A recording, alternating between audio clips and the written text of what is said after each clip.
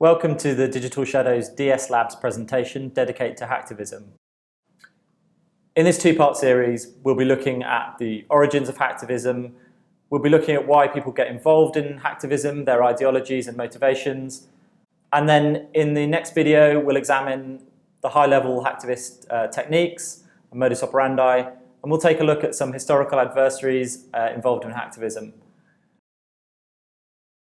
Before we can delve into what hacktivism is, we need to understand what a hacktivist is. Hacktivists can be considered a natural extension of real-life activists for a digital age. Just like traditional activists, they often seek to highlight perceived injustices, environmental, political, or social issues through a variety of tactics, many of which have comparisons to those used by their real-life counterparts.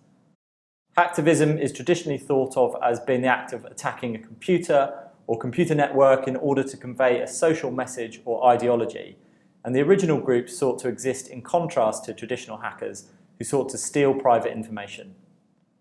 Anonymous is probably the most prolific and well-known hacktivist collective on the planet. The group describes itself as leaderless and is more of a collection of actors with similar ideologies than a tightly knit group. Anonymous originated on the forums of 4chan during 2003, but didn't rise to prominence until 2008 when they directly attacked the Church of Scientology in a massive DDoS attack. Anonymous adopted a now conventional hacktivist structure of an operational announcement defining the goals of a campaign, publicising of the campaign and operational targets, and claims and provision of evidence of attacks thereafter. In the original model, and one that is still used today, supporters were invited to use tools to crowdsource the attacks.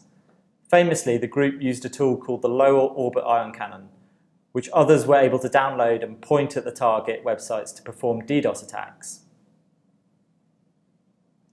But do they represent hacktivism today as a definition and cause? Their activity was originally motivated by a driving force of real social conscience, the highlighting of hypocrisy, and the desire to make mischief and cause trouble. Since then, various factions of Anonymous have arisen, and the hacktivist landscape has become varied and often regional, with groups identifying themselves with local as well as global causes. Groups became broadly split into those wanting to catalyse change, and those who were in it for the fun or the lulz as it became known. The most well-known of these groups was lulzsec, and we'll take a closer look at that in part 2. So why do people engage in hacktivism? Well, just as there are numerous activist movements across the globe, there are now many and varied motivations for individuals to participate in hacktivism. And it's broadly possible to categorise these into 6 key motivations. Firstly, political, religious and social issues, as well as protests relating to regional conflicts.